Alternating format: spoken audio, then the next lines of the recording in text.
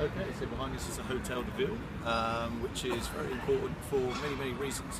But really, I think the most important reason we're here is because this marks a change in the revolution, or it marks the creation of something that is responsible for later on, really, the terror.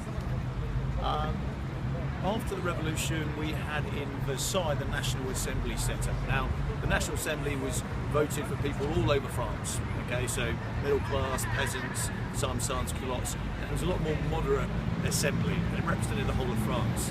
But after the revolution, kind of law and order in 1789, law and order in Paris broke down.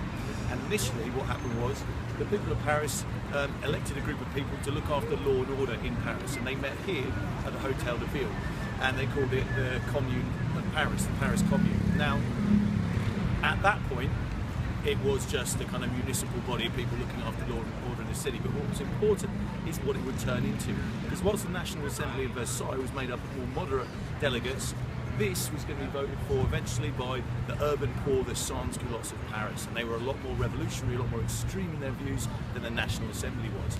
They were also very important because once they'd taken over the Paris Commune with their leader and the Cordeliers in the form of Danton, it became a much more revolutionary body.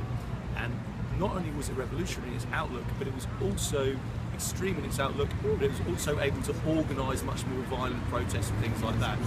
This square was also a place where violent protests and marches, demonstrations would start from. It was here where the women of Paris gathered to march to Versailles to grab the king and bring him back here as well.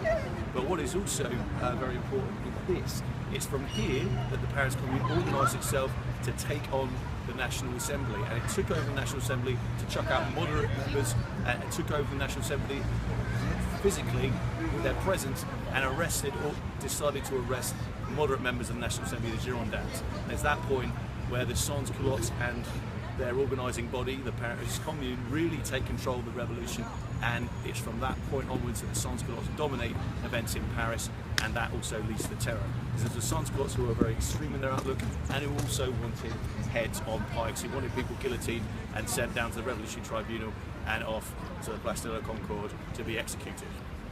There we go. Paris Commune, Hotel de Ville.